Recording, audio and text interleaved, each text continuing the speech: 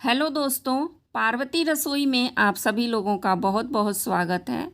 आज मैं आप सब लोगों के साथ बहुत ही स्पेशल नाश्ता की रेसिपी शेयर करने जा रही हूँ।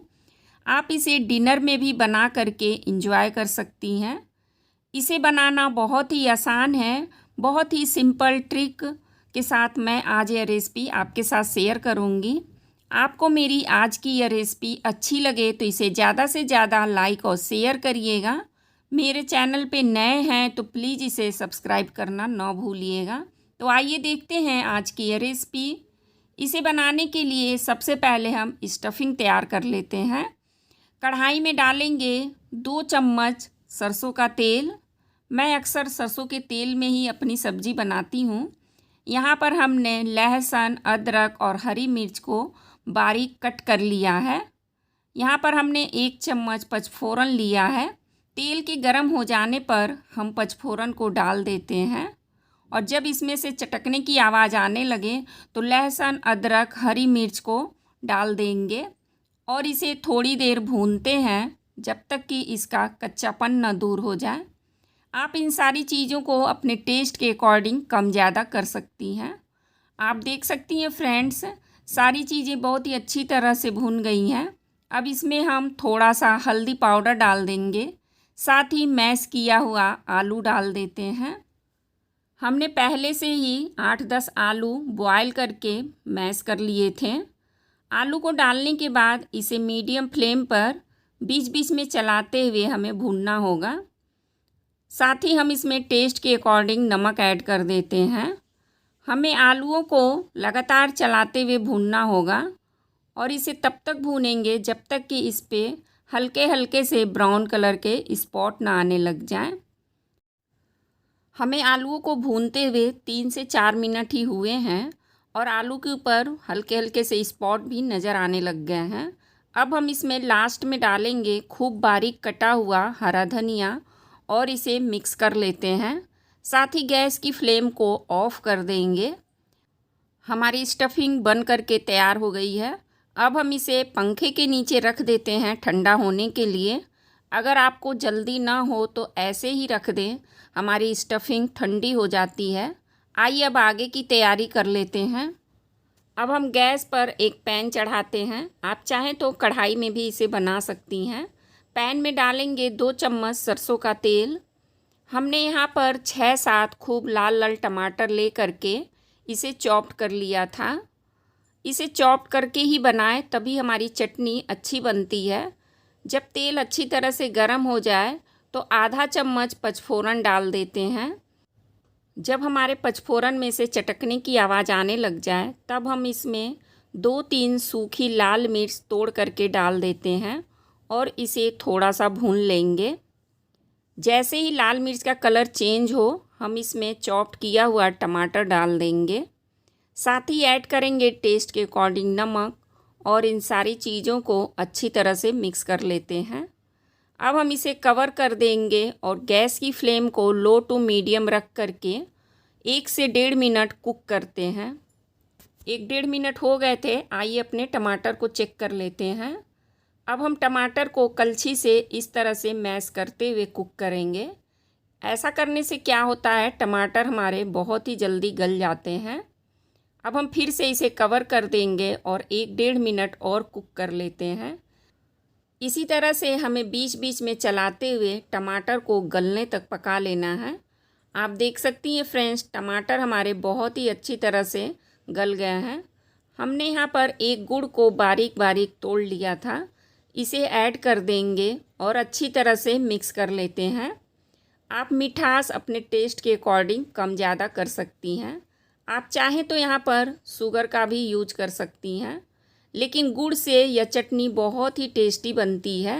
गुड़ डालने के बाद इसे 1 मिनट कवर करके और कुक कर लेते हैं, जिससे हमारे गुड़ का फ्लेवर टमाटर में अच्छी तरह से मिक्स हो जाता है। आप देख सकती हैं फ्रेंड्स, हमारी बहुत ही लाजवाब टमाटर की मीठी चटनी बन करके तैयार हो गई। आइए अब आगे की तैयारी कर लेते हैं। हमने यहाँ पर एक परात में 2 कप गेहूं का आटा लिया है। इसमें से थोड़ा सा आटा परथन के लिए निकाल लेते हैं और बाकी आटा में डालेंगे टेस्ट के अकॉर्डिंग नमक, नमक डालना यहाँ बहुत ही ज़रूरी है और इसे अच्छी तरह से मिक्स कर लेते हैं। नमक डालने से हमारे आटे में भी नमकीनी फ्लेवर आ जाता है। अब इसमें थोड़ा थोड़ा पानी डाल करके डो तैयार कर लेते हैं। हमें आटे का बहुत ही सॉफ्ट डो तैयार करना है। जब हमारा डो सॉफ्ट तैयार होता है तब हमारी पूड़ी बहुत ही सॉफ्ट बनती है और स्टफिंग बाहर निकल करके नहीं आती है। आप देख सकती हैं फ्रेंड्स, हमारा डो इस तरह से होना चाहिए। हमने यहाँ पर बहुत ही सॉफ्ट डो तैयार किया है। अब इसे कवर करके 10 मिनट रेस्ट पे रख देंगे, जिससे कि हमारा डो अच्छी तरह से सेट हो जाता है। आइए अब हम थोड़ा मीठा भी बना लेते हैं। हमने यहाँ पर भुनी हुई सेवई ली है। सेवई तो भुनी है तो इसे भूनने की क्या ज़रूरत है, लेकिन हम इसे थोड़ा सा भून लेते हैं, जिससे कि हमारी सेवई और फ्रेश हो जाती है। कढ़ाई में घी डाल करके हम सेवई को 1 से 1.5 मिनट भून लेते हैं। फ्रेंड्स, हमें इसे लगातार चलाते हुए भूनना होगा, नहीं तो हमारी सेवई जल जाएगी। हमारी सेवई पहले से ही भुनी हुई है, बस हम इसे थोड़ा सा फ्रेश करने के लिए भून लेते हैं। इससे हमारी सेवई बहुत ही अच्छी बनती है। हमने सेवई को 1 से 1.5 मिनट भून लिया है और सेवई खूब अच्छी तरह से गर्म भी हो गई है। अब इसे हम एक प्लेट में निकाल लेते हैं। अब आइए आगे की तैयारी करते हैं। हमने एक दिन पहले ही 1 लीटर दूध को गर्म करके जला लिया था, जिससे कि दूध गाढ़ा हो गया और हमारी सेवई भी गाढ़ी गाढ़ी बनेगी। हमने इस प्रोसेस को एक दिन पहले इसलिए कर लिया ताकि जब हम सेवई बनाएंगे तो हमारी सेवई जल्दी बन जाए। जब हमें सेवई बनानी हो तो हम दूध को फिर से बॉयल कर लेते हैं।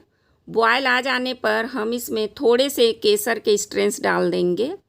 अगर आपके पास हो तो इसे आप ज़रूर डालिएगा।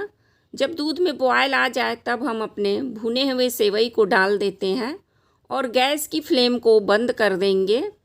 सेवई को दूध में अच्छी तरह से मिक्स कर लेते हैं। अब हम इसे कवर करके 10 से 15 मिनट के लिए ऐसे ही छोड़ देते हैं। स्टीम से ही हमारी सेवई बहुत ही अच्छी तरह से कुक हो जाती है। 10-15 मिनट बाद हम इसमें शुगर ऐड कर देंगे। शुगर आप अपने टेस्ट के अकॉर्डिंग कम ज़्यादा कर सकती हैं। शुगर ऐड करने के बाद इसे अच्छी तरह से मिक्स कर लेंगे। हमने शुगर बाद में ऐड किया है। ऐसा इसलिए किया है कि अगर आप शुरुआत में ही शुगर ऐड कर देंगी तो हमारी सेवई फट जाती है। और आप देख सकती हैं फ्रेंड्स, सेवई हमारी बहुत ही अच्छी तरह से कुक हो गई है। यह पतली होती है तो स्टीम से ही कुक हो जाती है। अब आइए हम पूड़ी बना लेते हैं। हमारा आटा भी अच्छी तरह से सेट हो गया है। इसे एक बार फिर से मिक्स कर लेते हैं। अब हम अपने तैयार डो से पेड़े के साइज़ का लोई लेते हैं और इसे गोल बना लेते हैं। अब इसमें आटे की डस्टिंग कर लेंगे और इस तरह से कटोरी का शेप बना देते हैं। अब हम इसमें तैयार स्टफिंग को 1 चम्मच डालेंगे और इसे चारों तरफ घुमाते हुए इस तरह से कवर कर देते हैं। आप देख सकती हैं, हमने स्टफिंग वाली एक लोई तैयार कर ली। इसी तरह से हम दूसरा स्टफिंग वाला लोई तैयार कर लेते हैं। इसी तरह से हमें 2-4 स्टफिंग वाली लोई तैयार कर लेनी होगी। हमें एक साथ बहुत ज़्यादा स्टफिंग भर करके लोई नहीं रखना होगा, नहीं तो यह थाली में चिपक जाता है। इधर हमने गैस पर ऑयल रख दिया है गर्म होने के लिए। अब हम स्टफिंग वाली एक लोई लेंगे और उसके चारों तरफ ऑयल लगा देते हैं और इस तरह से हाथ से फैलाते हुए पूड़ी तैयार कर लेंगे। अब हम इस तैयार पूड़ी को गरम ऑयल में डाल देते हैं। हमारा ऑयल बहुत ही अच्छी तरह से गरम था। जब तक हमारी एक पूड़ी सिक रही है, आइए तब तक दूसरी पूड़ी भी बना लेते हैं। स्टफिंग वाली लोई पे हल्का सा ऑयल लगा करके इसे भी उंगली के सहारे से फैला लेते हैं। इधर हमारी पूड़ी एक साइड से कुक हो गई थी, इसे टर्न कर देते हैं और दूसरे साइड से भी सेक लेते हैं। इसी तरह से हमें उलटते पुलटते हुए अपने पूड़ी को सेक लेना होगा। आप देख सकती हैं फ्रेंड्स, पूड़ी हमारी दोनों साइड से बहुत ही बढ़िया ब्राउन कलर में आ गई है। अब हम इसे एक प्लेट में निकाल लेते हैं और दूसरी पूड़ी को भी डाल देंगे और इसे भी उलटते पलटते हुए दोनों साइड से सेक लेते हैं। इसी तरह से हम सारे पूड़ी को तैयार कर लेते हैं। अगर आपको उंगली से फैलाने में प्रॉब्लम हो रही हो तो इसका दूसरा तरीका मैं बताती हूँ। स्टफिंग की हुई लोई पे हल्का सा डस्टिंग करते हैं और इसे बेलन से बहुत ही हल्के हाथों से बेलेंगे। अगर हम इसे तेज़ी से बेलेंगे तो स्टफिंग हमारी बाहर आ जाएगी। और इसे भी ऑयल में डाल करके सेक लेते हैं। इसी तरह से हम एक एक करके सारे पूड़ी को बना लेते हैं। तो देखा फ्रेंड्स आपने, आलू की पूड़ी बनाना कितना आसान है। जब हम डो को बहुत ही सॉफ्ट लगाते हैं तो यकीन मानिए फ्रेंड्स, आपकी पूड़ी बहुत ही सॉफ्ट बनेगी और आपकी स्टफिंग कभी भी बाहर नहीं निकलेगी। इस तरह से एक बार आप ज़रूर ट्राई करिएगा। हमने आलू पूड़ी के साथ ग्रीन वाली चटनी भी बनाई थी, लेकिन यह आलू पूड़ी टमाटर की मीठी चटनी के साथ बहुत ही टेस्टी लगती है। एक बार आप इस तरह से बना करके ज़रूर एंजॉय करिएगा। आपको हमारी आज की यह रेसिपी अच्छी लगी हो तो नीचे एक लाइक का बटन दिख रहा होगा, उसे आप ज़रूर प्रेस कर दीजिएगा। बस आपको यह थोड़ा सा काम करना है, इससे हमें बहुत ही मोटिवेशन मिलता है। और इसे ज़्यादा से ज़्यादा अपने फ्रेंड्स और फैमिली में शेयर करिएगा। नए हैं तो सब्सक्राइब करना ना भूलिएगा। Bye bye.